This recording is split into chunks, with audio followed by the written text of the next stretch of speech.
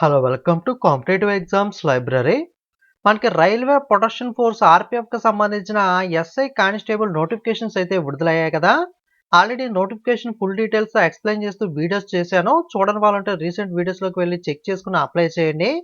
ఈ వీడియోలో మనం RPF railway protection force SI కానిస్టేబుల్కి సంబంధించిన పరీక్షా విధానం, ఎగ్జామ్ ప్యాటర్న్ ఎలా ఉంటుంది, సిలబస్ ఏంటి, ఎలా ప్రిపేర్ అవ్వాలన్న పూర్తి వివరాలు అనే వాటిని ఈ వీడియోలో డిస్కస్ చేద్దాం. కాబట్టి వీడియోని ఎక్కడా స్కిప్ చేయకుండా పూర్తిగా చూడండి. మీకు తెలుగులోను, ఇంగ్లీష్ 2 లాంగ్వేజెస్‌లోను కూడా ఎక్స్‌ప్లెయిన్ అయితే చేస్తాను. సో, మొట్టమొదటిగా పరీక్షా విధానం, ఎగ్జామ్ ప్యాటర్న్ ఎలా ఉంటుందంటే, ఫస్ట్ ఆఫ్ ఆల్ మీకు అప్లై చేసిన వాళ్ళందరికీ కూడా computer based test CBT exam అనేది ఆన్‌లైన్‌లో సిస్టమ్ మీద కండక్ట్ చేస్తారో, దాంట్లో ఎవరైతే క్వాలిఫై కట్ ఆఫ్ రీచ్ అవుతారో 1:10 ప్రకారం నెంబర్ ఆఫ్ వేకెన్సీస్ చొప్పున షార్ట్ లిస్ట్ చేసి మినిమమ్ పాస్ మార్క్స్ ఉండాలి. తర్వాత క్వాలిఫై కట్ ఆఫ్ కూడా రీచ్ అవ్వాలి. ఆ కట్ ఆఫ్ రీచ్ అయిన వాళ్ళకి 1:10 ప్రకారం షార్ట్ లిస్ట్ చేసి వాళ్ళకి ఫిజికల్ ఎఫిషియన్సీ టెస్ట్, అలాగే ఫిజికల్ మెజర్మెంట్ టెస్ట్ అంటే వాళ్ళ యొక్క హైట్ గాని, చెస్ట్ గాని ఉండాల్సినంత ఉందా లేదా ప్రాపర్‌గా వాళ్ళు చెక్ చేస్తారో, అలాగే ఫిజికల్ ఎఫిషియన్సీ టెస్ట్ ఈవెంట్స్ అనేవి కండక్ట్ చేస్తారో, నెక్స్ట్ అందులో కూడా క్వాలిఫై ఫైనల్‌గా కట్ ఆఫ్ రీచ్ అయిన వాళ్ళకి డాక్యుమెంట్ వెరిఫికేషన్, మెడికల్ కండక్ట్ చేసి అంతా పర్ఫెక్ట్ అయిన వాళ్ళకైతే జాబ్ ఇవ్వడం అయితే జరుగుతుంది. పరీక్షా విధానం అయితే ఈ విధంగా అయితే ఉంటుంది. మీకు ఎస్ఐ మరియు కానిస్టేబుల్ రెండిటికి సంబంధించి 2 ఎగ్జామ్స్ అయితే ఉంటాయి. మీరు రెండిటికి కావాలితే అప్లై చేసుకోవచ్చు. కాకపోతే రెండిటికి సెపరేట్‌గా అప్లై చేసుకోవాలి. ఎలిజిబిలిటీ ఉంటే గనక మీరు రెండిటికి కూడా ట్రై చేయొచ్చు. సేమ్ ఒకటే పరీక్షా విధానం, ఒకటే సిలబస్ అనేది మనకి ఎస్ఐకి మరియు కానిస్టేబుల్‌కి కూడా ఇవ్వడం జరిగింది. సేమ్ ప్యాటర్న్, సేమ్ సిలబస్ అయితే ఉంటుంది. మరి ఎలా కుదురుతుంది సేమ్ అంటే గనక మనకి కానిస్టేబుల్ అనేది వచ్చేసరికి 10థ్ తోను, ఎస్ఐ అనేది డిగ్రీతోను కూడా మనకి సేమ్ ఎలాగా అంటే గనక same exam pattern, same syllabus అయితే ఉంటుంది గానీ, ప్రశ్నల సరళి అనేది మనకి టఫ్‌నెస్ అనేది కానిస్టేబుల్‌కి 10థ్ లెవెల్ కాబట్టి 10థ్ లెవెల్‌లో మనకి లో లెవెల్‌లో ఉంటుంది కొంచెం. ఎస్ఏ అనేది డిగ్రీ లెవెల్ కాబట్టి టఫ్‌నెస్ అనేది కొంచెం ఇంక్రీజ్ అయ్యి డీప్‌గా మనం ప్రిపేర్ అవ్వాలి. సేమ్ సిలబస్, సేమ్ ప్యాటర్న్ అయినప్పటికీ కానిస్టేబుల్ అనేది మనకి లో లెవెల్‌లోను, ఎస్ఐ అనేది కొంచెం డీప్‌గానే అయితే ప్రిపేర్ అయితే అవ్వాలి. ఎందుకంటే ఇది డిగ్రీ లెవెల్‌లో కాబట్టి డిగ్రీ లెవెల్‌లోనే ప్రశ్నల సరళి ఉంటుంది. ఇది 10థ్ లెవెల్ కాబట్టి కానిస్టేబుల్ అనేది 10థ్ లెవెల్‌లో మీకు ప్రశ్నల సరళి అయితే ఉంటుంది. 2 కూడా సేమ్ ప్యాటర్న్ ఉంటుంది. అర్థమెటిక్ మీద 35 ప్రశ్నలైతే అడుగుతారు. అర్థమెటిక్‌లో మీకు ప్యూర్ మ్యాథ్స్ ప్రిపేర్ అవ్వాల్సిన అవసరం లేదు. కేవలం అర్థమెటిక్ బేసిక్ చాప్టర్స్ ప్రిపేర్ అయితే సరిపోతుంది. జనరల్ ఇంటెలిజెన్స్, రీజనింగ్ మీద 35 ప్రశ్నలైతే అడుగుతారు. అలాగే జనరల్ అవేర్‌నెస్‌లో 50 ప్రశ్నలు అడుగుతారు. దీంట్లో కరెంట్ అఫైర్స్ ప్లస్ జీకే 2 కూడా ప్రిపేర్ అవ్వాల్సి ఉంటుంది.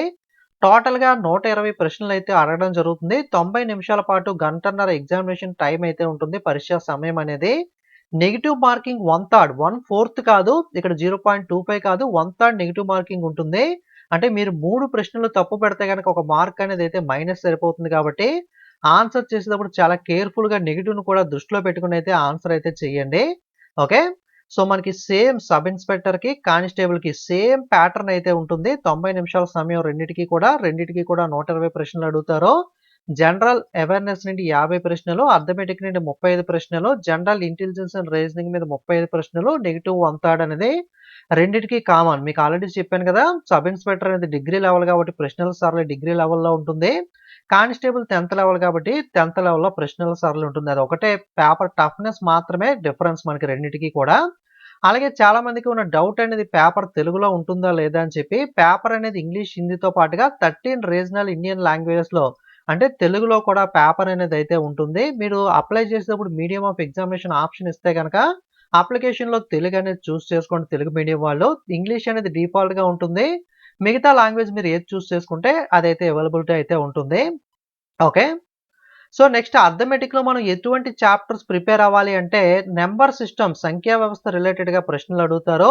అలాగే మనకి హోల్ నంబర్స్ పూర్ణ సంఖ్యలు, దశాంశాలు, ఓకే, డెసిమల్స్ గాని, ఫ్రాక్షన్స్ భిన్నాలు, సంఖ్యల మధ్య సంబంధం రిలేషన్ బిట్వీన్ నంబర్స్ గాని, ప్రాథమిక అంకగణిత కార్యకలాపాలు మనకి బాడ్మాస్ రూల్ చేసుకొని మనకి బేసిక్ కాలిక్యులేషన్స్ రిలేటెడ్‌గా గాని, అలాగే శాతాలు పర్సెంటేజెస్, రేషియో అండ్ ప్రపోర్షన్ నిష్పత్తి అనుపాతము, యావరేజెస్ సగటులు, అలాగే సింపుల్ ఇంట్రెస్ట్, కాంపౌండ్ ఇంట్రెస్ట్ సాధారణ లేదా బారు వడ్డీ, చక్రవడ్డీ, ప్రాఫిట్ అండ్ లాస్ లాభ నష్టాలు, డిస్కౌంట్, పట్టికలు మరియు గ్రాఫుల ఉపయోగము, క్షేత్రమితి మెంజురేషన్‌లో ఏరియాస్ మరియు వాల్యూమ్స్ వైశాల్యము, ఘనపరిమాణము మెంజురేషన్ క్షేత్రగణితంలో చూసుకోవాలి.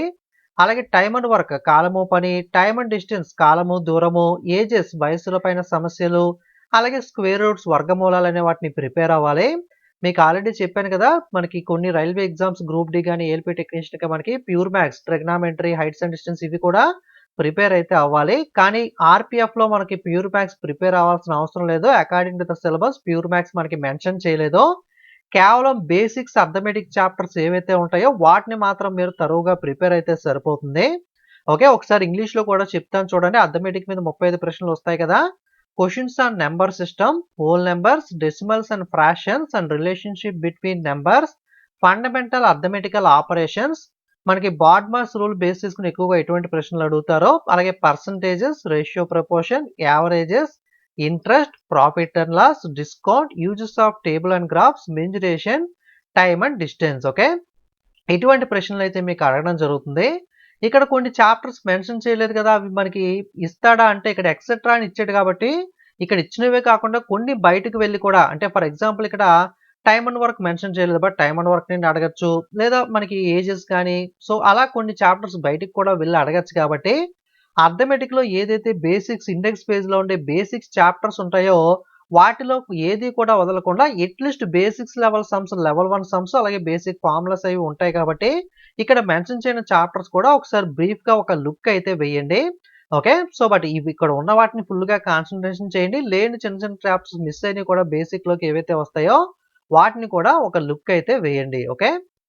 అలాగే నెక్స్ట్ జనరల్ ఇంటెలిజెన్స్ అండ్ రీజనింగ్‌లో మీకు పోలిక పరీక్ష గాని, భిన్న పరీక్ష, number series, alphabet series, coding, decoding, when చిత్రాలు, రత్న సంబంధాలు, అలాగే డైరెక్షన్స్ అనేవి గాని, అలాగే సిమిలారిటీస్ అండ్ డిఫరెన్స్ పోలికలు, భేదాలు, analytical reasoning, syllogism, jumbling, puzzles, data sufficiency, statement and conclusion అంటే ప్రకటనలు, తీర్మానాలు, statements and course of action ప్రకటన, ప్రతిస్పందనలు అంటే మనకి పైన ఏదో ఒక స్టేట్మెంట్ ఇస్తూ ఉంటాడు. కింద కొన్ని కన్క్లూజన్స్ ఇస్తారు. మీరు ఒకటితో ఏకీభవిస్తారా? రెండో స్టేట్మెంట్‌తో ఏకీభవిస్తారా? లేదా 1, 2 కూడా ఏకీభవిస్తారా? లేదా రెండిటిని ఏకీభవించరా? ఇలాంటి క్వెషన్స్ అనేవి కొన్ని అడుగుతూ ఉంటాడు.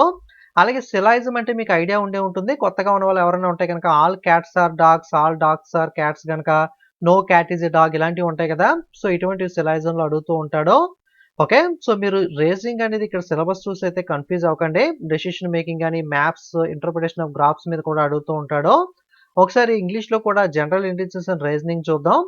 Question on analogy, similarity and differences, spatial visualisation, spatial orientation, problem solving analysis, judgement, decision making, visual memory, discriminating observation, relationship concept, arithmetical and reasoning, verbal and figure classification, arithmetic number series, non verbal series, coding, decoding, statement and conclusion, syllogism, reasoning etcetera. So, మీకిక్కడ చూసుకున్నట్లయితే reasoning syllabus అనేది కొంచెం మీకు డిఫరెంట్‌గా అనిపించొచ్చు. ఇక్కడ చూసినప్పుడు కొంచెం టఫ్‌గా ఉంది. బాగా టఫ్‌గా ఉంటుందేమో అని మీకు అనిపించొచ్చు గానీ రీజనింగ్ అనేది ఈజీగానే ఉంటుంది మోస్ట్‌లీ. మీరు number of previous papers railway papers ఏదో ఒకటి ఆర్‌పీఎఫ్ అనే కాదు. ఏదో ఒక రైల్వే ఎగ్జామ్‌కి సంబంధించిన ప్రీవియస్ పేపర్స్ గమనిస్తే మీకు నంబర్ ఆఫ్ పేపర్స్ కొన్ని సాల్వ్ చేసినట్లయితే గనక మీకు క్లారిటీ అయితే వచ్చేస్తుంది. మీరు ఈ విధంగా సిలబస్ చూడటం కన్నా ఫస్ట్ 1, 2 పేపర్స్ అయితే ప్రీవియస్ పేపర్స్ అయితే చూడండి. సో, దాన్ని బట్టి మీకు ఒక ఐడియా అయితే వచ్చేస్తుంది. దాన్ని బట్టి మీరైతే ప్రిపేర్ అవ్వచ్చు. రీజనింగ్ నన్నడిగితే మీకు గనక బేసిక్స్ ఐడియా ఉంటే ఆల్రెడీ మీరు కోచింగ్ తీసుకొని కొంతవరకు నాలెడ్జ్ ఉంటే గనక మీరు just number of previous papers solve చేసుకున్న బేసిక్స్ ఒకసారి చూసుకొని మీకైతే సరిపోతుంది మాక్సిమం రీజనింగ్ అనేది. నెక్స్ట్ జనరల్ అవేర్‌నెస్ సిలబస్ చూసినట్లయితే భారతదేశ చరిత్ర మనకి గ్రూప్ డి గాని, ఏఎల్‌పీ టీటీసీలో ఎక్కువగా హిస్టరీ అనేది సబ్జెక్ట్ మనకి సిలబస్‌లో మెన్షన్ చేయడు. ఇచ్చిన క్వెషన్స్ అనేవి జీకే పరంగా మనకి 1, 2 క్వెషన్స్ ఇస్తాడు గానీ ఎక్కువగా చరిత్ర అయితే మనం ప్రిపేర్ అవ్వాల్సిన అవసరం లేదు. కానీ ఆర్‌పీఎఫ్‌కి మనకి భారతదేశ చరిత్ర అయితే డీప్‌గా ప్రిపేర్ అయితే అవ్వాలి. ఇండియన్ హిస్టరీ అనేది. ఆంధ్ర, తెలంగాణ చరిత్ర ప్రిపేర్ అవ్వాల్సిన అవసరం లేదు. ఇవి కేంద్ర ప్రభుత్వ ఉద్యోగాలు కాబట్టి ఇండియన్ హిస్టరీ మాత్రం మనం ప్రిపేర్ అవ్వాలి. అలాగే ఆర్ట్ అండ్ కల్చర్ కళ మరియు సంస్కృతి, ఓకే. అలాగే భౌగోళిక శాస్త్రము, ఆర్థిక శాస్త్రము, రాజ్యాంగం, పాలిటీ, భారత రాజ్యాంగము, క్రీడలు, కరెంట్ అఫైర్స్ అనే వాటిని ప్రిపేర్ అవ్వాలి. అలాగే జనరల్ సైన్స్ కూడా ప్రిపేర్ అవ్వాలి. జనరల్ సైన్స్ అంటే మనకి భౌతిక శాస్త్రము, రసాయన శాస్త్రము, లైఫ్ సైన్స్. చాలామంది బయాలజీ సిలబస్‌లో ఉందా? లేదా? అని చెప్పి డౌట్ పడుతూ ఉంటారు. Life science is nothing but biology. Life science అంటే ఇంకేదో కాదు. బయాలజీ అంటే ఇదే. మనకి మానవ శరీరం గురించి గాని, మొక్కల గురించి గాని, వాటికి సంబంధించి బయాలజీ మొత్తం కూడా లైఫ్ సైన్స్ కింద అయితే కవర్ అవుతుంది. కాబట్టి బయాలజీ కూడా మనం అయితే ప్రిపేర్ అయితే అవ్వాలి. ఓకే. లైఫ్ సైన్స్‌లో మనకి ఎటువంటి ప్రశ్నలు అడుగుతారంటే బయాలజీ టర్మ్స్ కానీ, classification of organisms, cell study, chromosomes, XY chromosomes ఉంటాయి కదా! ప్లాంట్ అండ్ ప్లాంట్ డిసీజ్ మొక్కల్లో వచ్చే వ్యాధులు, జంతు కింగ్డమ్ గాని, మనకి అలాగే హ్యూమన్ బ్లడ్ మానవ రక్తము, మనకి ఎర్ర రక్త కణాలు, తెర్ర రక్త కణాలు, RBC red blood cells, white blood cells, human body మానవ శరీరము, వైటమిన్స్, సైంటిఫిక్ నేమ్స్ కానీ, డిసీజెస్ కానీ ఇలాంటివన్నీ కూడా మనకి లైఫ్ సైన్స్‌లో అయితే కవర్ అవుతాయి. అలాగే ఆర్ట్ అండ్ కల్చర్ అని చెప్పుకున్నాం కదా! కళ మరియు సంస్కృతి. ఈ టాపిక్‌లో ఏమొస్తాయి అంటే ఎక్కువగా వీటిని రిలేటెడ్‌గా డాన్స్ ఫార్మ్స్ గానీ, క్లాసికల్ ఫేమస్ మనకి క్లాసికల్ డాన్స్ కానీ, జానపద నృత్యాలు, ఫోక్ డాన్సెస్ కానీ, అలాగే డాన్స్ ఫార్మ్‌లో ఉన్న ప్రముఖ పర్సన్స్ కానీ, వాళ్ళకొచ్చిన అవార్డ్స్ కానీ, ఇటువంటి రకంగా ఏదో ఒక రకంగా డాన్స్ ఫార్మ్ మీద, అలాగే ఇంపార్టెంట్ పెయింటింగ్స్ గాని, మధుబాని పెయింటింగ్స్ ఇలాంటివి ఉంటాయి కదా! పెయింటింగ్స్ కానీ, అలాగే లిటరేచర్ సాహిత్యము అంటే మన పురాతన కాలంలో చరిత్రలో కొంతమంది కాళిదాసు లాంటి కవులు కొంతమంది రచనలు చేస్తారు కదా! అటువంటివి, అలాగే ఫెస్టివల్స్ పండగల రిలేటెడ్‌గా మనకి హార్న్‌బిల్ ఫెస్టివల్ అనేది ఎక్కడ జరుగుతుంది? ఇటువంటి టాపిక్స్ అన్నీ కూడా మనకి ఆర్ట్ అండ్ కల్చర్‌లో అయితే కవర్ అవుతాయి. ఓకే. ఇంగ్లీష్‌లో ఒకసారి జనరల్ అవేర్‌నెస్ సిలబస్ చూద్దాం. Questions will be aimed at testing the candidate general awareness of the environment around him and its application to the society.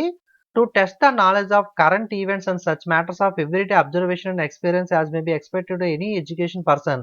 అంటే కరెంట్ అఫైర్స్ మన చుట్టూ జరుగుతున్నవి, మన దేశంలో, మన పొరుగు దేశాల్లో జరుగుతున్న కరెంట్ ఈవెంట్స్ అన్నీ కూడా మనం తెలుసుకుంటూ ఉండాలి. అంటే కరెంట్ అఫైర్స్ ఇవన్నీ కూడా. అలాగే మనకి క్వెషన్స్ అనేవి ఇండియన్ హిస్టరీ, భారతదేశ చరిత్ర, ఆర్ట్ అండ్ కల్చర్, అలాగే geography, economics, polity, Indian constitution, sports, general science మీద అయితే ప్రశ్నలు అడుగుతారో. ఓకే. సో, ఆల్రెడీ ఇవన్నీ కూడా తెలుగులో చెప్పాను కదా! మళ్ళీ మీకు ఇంగ్లీష్‌లో చెప్తున్నాను. సో, ఇది మనకి పరీక్షా విధానం సిలబస్ అనేది మీకు క్లారిటీ అయితే వచ్చిందనుకుంటున్నాను. ఏమేమి ప్రిపేర్ అవ్వాలనేది. ఒకసారి ఈవెంట్స్ పెట్టకి సంబంధించి కూడా చూద్దాం. సబ్ ఇన్స్‌పెక్టర్ వచ్చేసరికి మనకి 1600 మీటర్ల రేస్ అనేది ఉంటుంది. 6 నిమిషాల 30 సెకండ్స్‌లో అయితే కంప్లీట్ చేయాలి. మహిళలకైతే సబ్ ఇన్స్‌పెక్టర్ 800 మీటర్ల ఈవెంట్ ఉంటుంది. 4 నిమిషాల్లో కంప్లీట్ చేయాలి.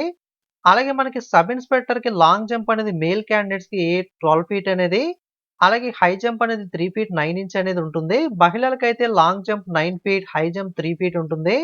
కానిస్టేబుల్‌కి 1600 మీటర్ల ఈవెంట్ అనేది 5 నిమిషాల 45 సెకన్‌లో కంప్లీట్ చేయాలి. మహిళలు 800 మీటర్లని 3 నిమిషాల 40 సెకన్‌లో కంప్లీట్ చేయాలి. Constable long jump 14 feet, high jump 4 feet ఉంటుంది. కానిస్టేబుల్ ఫీమేల్‌కి long jump 9 feet, high jump 3 feet అయితే ఉంటుంది. మీకు లాంగ్ జంప్, హై జంప్‌కి 2 ఛాన్స్‌లు అయితే ఇస్తారు. ఇన్ కేస్ మొదటి ఛాన్స్‌లో ఫెయిల్ అయితే మరి ఇంకో ఛాన్స్ అనేది ఉంటుంది.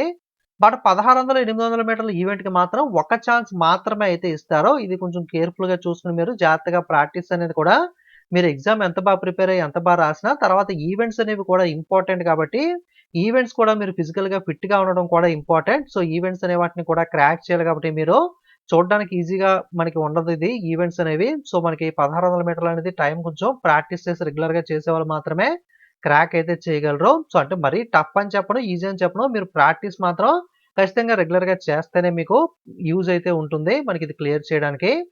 ఓకే. అలాగే మనకి ఖచ్చితంగా ఫిజికల్ మెజర్‌మెంట్స్ అనేవి కూడా చాలామంది నేను 164 సెంటీమీటర్లు ఉన్నాను అప్లై చేసుకోవచ్చా అని అడుగుతున్నారు. ఇక్కడ ఏదైతే మెన్షన్ చేసాడో అది ఖచ్చితంగా ఒకవేళ మనకి మెన్షన్ చేసాడంటే అర్థం ఏంటి? ఉత్తినే మెన్షన్ చేయడు కదా! మనకి దీంట్లో పర్లేదు కదా! 1 సెంటీమీటర్ తక్కువ ఉంది పర్లేదులే బాబు నీకు జాబ్ ఇచ్చేస్తానని ఎవరు ఖచ్చితంగా ఎంతైతే ఉండాలో అంత ఖచ్చితంగా ఉండాలి. ఎక్కువ ఉన్నా పర్వాలేదు గానీ తక్కువ ఉంటే మాత్రం డిస్‌క్వాలిఫై అవుతారు.